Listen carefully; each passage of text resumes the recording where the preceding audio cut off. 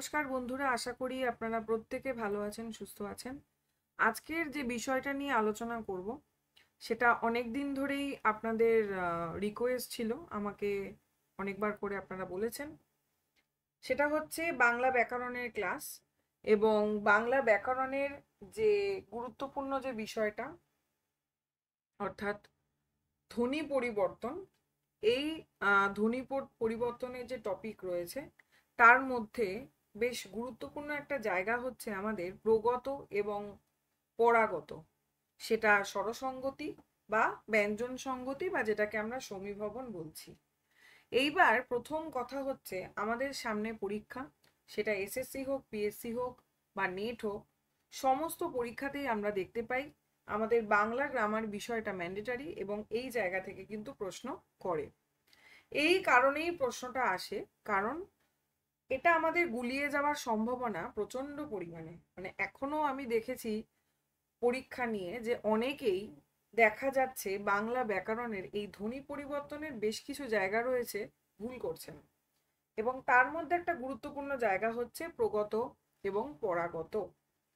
তাহলে প্রথমত আমরা তো এটা জানি যে এটা স্বরসঙ্গতির একটা পার্ট, অর্থাৎ ধ্বনি পরিবর্তনের। সেটা হচ্ছে প্রগত বা পরাগত স্বরসঙ্গতি, অর্থাৎ যেখানে পূর্ববর্তী স্বরের প্রভাবে শব্দের মধ্যে অপর কোনো স্বরধ্বনির পরিবর্তিত হয়, তাই এটাকে আমরা স্বরধ্বনি মানে স্বর সঙ্গতি বলছি। ঠিক যখন এর উল্টোটা হবে, অর্থাৎ ব্যঞ্জন সঙ্গতি, যখন কি হবে পূর্ববর্তী বা পরবর্তী মানে স্বরের প্রভাবে যখন কি হবে স্বরধ্বনি চলে আসবে, সেই বিষয়টা, তাই তো। একদিকে আসছে স্বরধ্বনি, আরেকদিকে আসছে ব্যঞ্জন ধ্বনি। তাহলে প্রথমে যদি আমরা মোটামুটি সংজ্ঞা পড়েছি, কিন্তু আমাদের সংজ্ঞা জাস্ট জানতে হবে, ওভাবে তো প্রশ্ন আসে না। সেটা হচ্ছে প্রগত স্বরসঙ্গতি বা পরাগত স্বরসঙ্গতি। এখান থেকে আমাদের গুলোয় প্রথমে আমি স্বরসঙ্গতির বিষয়টা নিয়ে একটু বলে নিই। আমি শেষ অবধি ক্লাসটা আপনারা দেখবেন, তাহলে আর পরীক্ষায় ভুল হবে না, এটুকু কথা দিতে পারি। আচ্ছা, প্রগত স্বরসঙ্গতির ক্ষেত্রে আমরা কি জানি যে পূর্ববর্তী যে ধ্বনি সেটা প্রভাব করে কি পরবর্তী ধ্বনিতে, তাই তো। তাই আমরা কি বলি যে পূর্ববর্তী স্বরের প্রভাবে পরবর্তী স্বরের পরিবর্তন ঘটে, তাই হচ্ছে প্রগত। ঠিক আছে, তাহলে এবার যদি আমরা একটু প্রথমে উদাহরণে যাই, ধরা যাক এটা। আপনারা যারা ক্লাসটা দেখছেন আমি বলবো আমাকে কমেন্টে জানান, এই মিঠা থেকে মিঠে এটা কি প্রগত স্বরসঙ্গতি নাকি পরাগত? কি প্রথমটার উত্তরটা আগে আপনারা আমাকে বলুন যে এটা কি ধরনের স্বরসঙ্গতি বলে আপনাদের মনে হয়। আচ্ছা, দেখুন এটার সলিউশন আমরা কিভাবে করব। অনেকেই এই ভুলটা করেন, যখন দেখবেন যে স্বর সঙ্গতি বিষয়টা করতে বলা হয়েছে, অর্থাৎ তখন আমাদের স্বরধ্বনির দিকটা দেখতে হবে। এটা প্রথমেই আমরা বুঝে গেলাম। তাহলে এখানে দিচ্ছে মিঠা থেকে মিঠে, তাই তো। তাহলে দেখুন মিঠাকে যদি আমরা ভাঙি, এই মটা তো আমরা জানি যে এটা ব্যঞ্জন ধ্বনি, তাই তো। কিন্তু স্বরধ্বনি কোনটা, দেখুন মি ঠা যদি উচ্চারণ করি, তাহলে ময়রসি মি, মানে প্রথম যে স্বরধ্বনিটা আপনি পাচ্ছেন বা স্বরবর্ণটা আপনি পাচ্ছেন সেটা কিন্তু রস্যই, তাই।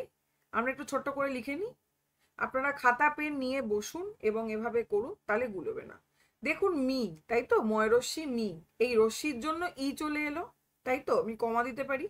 দিয়ে ঠা, ঠা ঠয়াকারে ঠা, মানে পরবর্তী যে স্বরধ্বনিটা আসছে সেটা হচ্ছে আ হলো। তাহলে আমরা কি পেলাম মিঠা থেকে, দুখানা পেলাম, একটা মি মানে ই, আর একটা হচ্ছে ঠা মানে আ, তাই তো।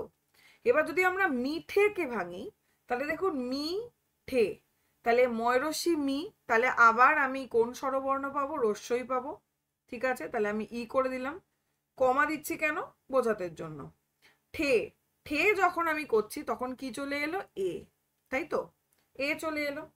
তাহলে দেখুন এখানে কি ছিল, এখানে ছিল হচ্ছে মিঠা, অর্থাৎ ই আ, এই দুটো স্বরবর্ণ বা স্বরধ্বনি আমি পেয়েছি। এখানে আমি কি পাচ্ছি, রস্যই এবং এ। এটা তো পুরো ক্লিয়ার, এটা তো একেবারে পড়তে গেলেই বোঝা যাচ্ছে যে কোন কোন স্বরবর্ণ আসছে বা স্বরধ্বনি আসছে। তাহলে দেখুন প্রগত স্বরসঙ্গতি তখন হবে যখন কি হবে, প্রথমটার প্রভাবে পরেরটা পরিবর্তিত হবে। এটা আমরা সংজ্ঞায় জেনে গেছি।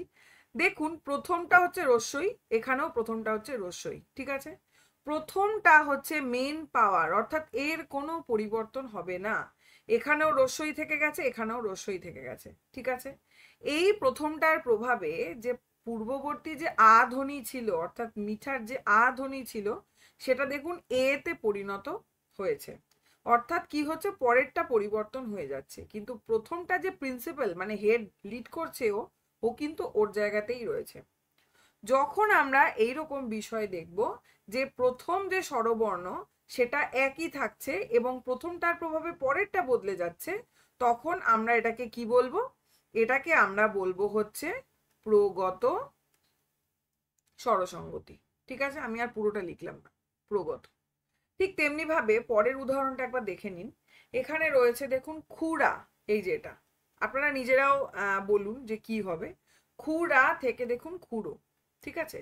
তাহলে আমরা আবার করি খুরা, তাহলে আমরা প্রথম স্বরধ্বনি কি পাচ্ছি, উ মানে রস্যৌ, তাই তো, রস্যৌ পাচ্ছি। তারপরে কি পাচ্ছি, রা, রা মানে আমরা কি পাচ্ছি, আ পাচ্ছি, ঠিক আছে। এখান থেকে পেলাম আমি উ আর আ। এখানে যদি আমরা ভাঙি ক্ষয়রস্য খু মানে উ, আবার উ পাচ্ছি। তারপরে দেখুন রো, রো মানে ও, তাই তো, ও পাচ্ছি। তাহলে আবার কি সেম ঘটনাটা ঘটলো না, প্রথমটা যেরকম প্রিন্সিপাল ও ওর মতন রয়ে গেছে, উ এর কোনো পরিবর্তন হচ্ছে না, কিন্তু উ এর প্রভাবে কি হচ্ছে, পরবর্তী আটা ওতে পরিণত হচ্ছে। তাহলে এটাও আমরা যথারীতি বলতে পারি এটাও হচ্ছে প্রগত স্বরসঙ্গতি। বোঝা যাচ্ছে কি? আমার মনে হয় না এইভাবে বিশ্লেষণ করে যদি করেন তারপরে আর কোনোভাবে ভুল যাবে, বা এই ধারণা অনেকেরই ভুল রয়েছে এখনো অবধি। আমার মনে হয় না এই ক্লাসটা দেখার পর এই প্রশ্ন ভুল যাবে। সামনেই এসএসসি রয়েছে, এসএলএসটি রয়েছে, এই ধরনের প্রশ্ন কিন্তু আসবেই। আচ্ছা, এর পরেরটায় আমরা চলে যাই, বুনা, বুনা থেকে বোনা। তাহলে এটাকে যদি আমরা করি দেখুন বু, বু মানে উ পাচ্ছি, তাই তো, উ পাচ্ছি। আচ্ছা, না, না থেকে আমরা কি পাচ্ছি, আ পাচ্ছি। যেহেতু স্বরসঙ্গতি বার করতে হবে, তাই জন্য আমাদের স্বরধ্বনিটাই খুঁজতে হবে, তাই তো, ব্যঞ্জন ধ্বনি নয়। আচ্ছা, আবার এখানে দেখুন বো না, বো মানে ও চলে এলো, ঠিক আছে। আর নায়ের জন্য আমরা কি পাচ্ছি, নায়ের জন্য আমরা কিন্তু আ পাচ্ছি, পেলাম। তাহলে একটা জিনিস খেয়াল করুন, এখানে ঠিক উল্টো ঘটনাটা ঘটলো না। এখানে কি ঘটলো, আমরা পরাগত স্বরসঙ্গতির আমরা সংজ্ঞাটা কি জানি, যে পরবর্তী ধ্বনির প্রভাবে পূর্ববর্তী স্বরের পরিবর্তন হচ্ছে, তাই তো। এটাই আমরা জানি যে পরবর্তী স্বরের প্রভাবে পূর্ববর্তী স্বরের পরিবর্তন হচ্ছে পরাগত। এবার দেখুন পরবর্তী যে স্বর মানে আ, এখানে আ এর কিন্তু কোনো চেঞ্জ হয়নি, এ কিন্তু নিজের জায়গায় দাঁড়িয়ে রয়েছে, কিন্তু দেখুন এখানে কিন্তু প্রথমটা বদলে গেছে, তাই তো। এখানে উ ছিল, এটা ও হয়ে গেছে। তাহলে আমরা বলতে পারি যে পরবর্তী স্বরের প্রভাবে পূর্ববর্তী স্বরের কিন্তু পরিবর্তন ঘটেছে। যখন এই ঘটনাটা ঘটবে তখন আমরা তাকে কি বলবো, তখন আমরা তাকে বলবো পরাগত স্বরসঙ্গতি, ঠিক আছে। পরেরটায় চলে যাই। সেম ভাবে দেখুন ভুলা, ভোলা। আশা করি এরপর আর ভুল হবে না, আমরা এখন এভাবে করছি স্ক্যানিং করে, পরীক্ষায় হয়তো আমরা মুখে মুখেই করে ফেলতে পারবো। ভু লা মানে পেলাম হচ্ছে উ, আর লায়ের জন্য কি পাচ্ছি, আ, তাই তো। এবং ভোলার জন্য কি পাচ্ছি, ভো মানে হচ্ছে ও, আর লায়ের জন্য কি পাচ্ছি, আ। তাহলে এখানে দেখুন এই যে পরবর্তী আ, এর কিন্তু কোনো পরিবর্তন ঘটছে না, পরবর্তীটা সেম জায়গায় রয়েছে, কিন্তু পূর্ববর্তী পরিবর্তন ঘটছে, অর্থাৎ আবার একই ঘটনা ঘটলো, পরবর্তী স্বরের প্রভাবে পূর্ববর্তী স্বর পরিবর্তন হয়ে গেল। যখন এই রকম ঘটনাটা ঘটবে তখন আবার আমরা তাকে লিখে দেব কি, পরাগত স্বরসঙ্গতি। তাহলে এটা পেলাম আমরা কি, প্রগত এবং পরাগত। আশা করি বোঝা গেছে, আর ভুল হওয়ার কথা নয়। এরপরে আমরা একটু সমীভবনটা দেখিনি, সমীভবন বা যেটাকে আমরা কি বলি, ব্যঞ্জন সঙ্গতি, মানে এখানে ব্যঞ্জন ধ্বনি বা ব্যঞ্জন বর্ণের প্রভাব আমরা পাবো, ঠিক আছে। একইভাবে করব, কিরকম, এই যে প্রশ্নটা না, এই প্রশ্নটা কিন্তু 2016-তে এসেছিল এসএসসি পরীক্ষাতে, ঠিক আছে, এসএলএসটি বা এসএসসি যাই বলি না কেন, এই পরীক্ষাতে কিন্তু এটা এসেছিল। আচ্ছা, কি দিয়েছে? পদ্ম থেকে পদ্ম, ঠিক আছে, প আর প তো একই রয়েছে, রাইট? এই প আর প একই রয়েছে, এটা নিয়ে আমার মাথা ঘামিয়ে লাভ নেই। আমি এইটা দেখি, যুক্ত ব্যঞ্জনটা দেখি। এখানে কি রয়েছে? দ আর কি রয়েছে? ম, তাই তো, দ আর ম। এখানে আমি কি পাচ্ছি? দ আর হচ্ছে দ। এবার আপনারাই বলতে পারবেন কি হলো। দেখুন, পূর্ববর্তী দ, এখানেও হচ্ছে দ, ঠিক আছে, কিন্তু পরবর্তী ম কিন্তু দয়ে পরিণত হয়ে গেল। অর্থাৎ কি হলো? পূর্ববর্তী ব্যঞ্জন বর্ণ যেটা রয়েছে অর্থাৎ দ, সেটা এখানে দই রয়ে গেছে, কিন্তু পূর্ববর্তী ব্যঞ্জনের প্রভাবে পরবর্তী ব্যঞ্জন যেটা ম ছিল সে কিন্তু দয়ে পরিণত হয়ে গেল। তাহলে আমরা কি দেখলাম? যে দ কিন্তু একই জায়গায় সেই প্রিন্সিপাল হিসেবে লিড করছে, ওর কোনো পরিবর্তন হচ্ছে না। এখানেও প্রথম স্থানে ছিল, এখানেও প্রথম স্থানে কিন্তু রয়েছে। তাই এটা কি হয়ে গেল? প্রগত সমীভবন। সমীভবনের ক্ষেত্রে আমরা কি করব? আমরা ব্যঞ্জন বর্ণকে দেখব। আশা করি বোঝা যাচ্ছে। আচ্ছা, পক্ক, প কয় বয়, তাই তো, এখানেও আমরা দেখতে পাচ্ছি এই যে প আর এই যে প একই আছে, তাহলে আমরা প নিয়ে ভাববার দরকার নেই। প এর পরে কি আছে? পক্ক, অর্থাৎ ক রয়েছে আর হচ্ছে ব রয়েছে, রাইট? এই দুটো ব্যঞ্জন বর্ণ আমরা দেখতে পাচ্ছি। পরে আমরা কি পেলাম? ক পেলাম আর হচ্ছে ক পেলাম, তাই তো। তাহলে দেখুন এখানে কি দাঁড়ালো? ক এবং ক দুটো কিন্তু সেম রয়েছে, ঠিক আছে, কিন্তু দেখুন পূর্ববর্তী ক ব্যঞ্জন ধ্বনি বা ব্যঞ্জন বর্ণের প্রভাবে পরবর্তী যে বটা ছিল না সেটা কয়ে পরিণত হয়ে গেছে, তাই তো।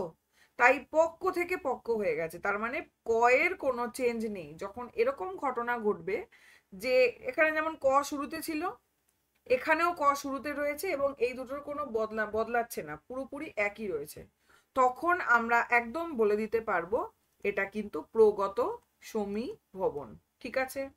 আশা করি ভুল হওয়ার কথা নয়। অবশ্যই আমাকে কমেন্টে জানান যে আপনারা বুঝতে পারছেন কিনা, ঠিক আছে। নেক্সট আমি একটা বলি, সেটা হচ্ছে কর্ম। এইটা বলছি কর্ম, ঠিক আছে। চলুন আবার আমি সেম বলবো, ক এবং ক একই আছে, এটা নিয়ে আমার ভাববার দরকার নেই। আমি কি ভাববো? কর্ম, ময়রেফ, অর্থাৎ তার মানে উচ্চারণটা নিশ্চয়ই করম, মানে এখানে একটা র ছিল, রাইট, এবং হচ্ছে ম, এই র এর জন্যই এখানে রেফ এসেছে, ম। তারপরে এখানে কি যাচ্ছে? কম্ম, অর্থাৎ এখানে কি হয়ে গেল? ম, আরেকটা ব্যঞ্জন বর্ণ চলে এলো ম, তাই তো, ময় ময়। তাহলে দেখুন কি হলো, এখানে আমরা কি দেখতে পাচ্ছি? যে পরবর্তী যে ব্যঞ্জন ধ্বনি অর্থাৎ ম, ম কিন্তু দুটো জায়গায় একইভাবে সেম জায়গাতে রয়েছে, ঠিক আছে, এর কোনো পরিবর্তন ঘটছে না। কিন্তু আমরা দেখতে পাচ্ছি যে পরবর্তী যে ব্যঞ্জন বর্ণ তার প্রভাবে পূর্ববর্তী ব্যঞ্জন বর্ণ বদলে যাচ্ছে, তাই তো, ময়ে পরিণত হচ্ছে। অর্থাৎ তাহলে আমরা দেখছি পরেরটার কোনো পরিবর্তন হচ্ছে না, অর্থাৎ এভাবে মনে রাখতে পারি পরেরটা মানে পরা, পরাগত। তাহলে এটা হয়ে গেল কি? পরাগত সমীভবন বা ব্যঞ্জন সংগতি যাই বলি। নেক্সট হচ্ছে ধর্ম। নিশ্চয়ই এটাও আপনারা বুঝতে পারছেন কি ধর্ম, ধ ধ একই আছে, এটা নিয়ে আমার টেনশন নেওয়া দরকার নেই। সেম ভাবে আমি কি ভাববো? র আছে নিশ্চয়ই, তাই রেপ এসেছে, ধর, র এলো। এবার ম, তাই তো, র আর ম এই দুটো ব্যঞ্জন বর্ণ পাচ্ছি আমরা ধর্ম থেকে। তারপরে কি? ময় ময়, এখানে কি হয়ে গেল? ম আবার ম, দেখুন একই রকম ব্যাপারটা। তাহলে কি হলো? এখানে পরবর্তী যে ম, এর কোনো পরিবর্তন ঘটছে না। এখানেও দ্বিতীয় জায়গায় ছিল পরে ছিল, এখানেও দ্বিতীয় জায়গায় পরে রয়েছে, এই দুটোর কোনো পরিবর্তন কিন্তু ঘটছে না। কিন্তু পরবর্তী ব্যঞ্জনের প্রভাবে কিন্তু পূর্ববর্তী রয়ের কিন্তু ময়ে পরিণত হচ্ছে, তাই তো, সেম ভাবে। তাই এটাও হয়ে গেল হচ্ছে পরাগত, রাইট, পরাগত। তাহলে এই হচ্ছে প্রগত এবং পরাগত সমীভবন এবং স্বরসঙ্গতির বিষয়।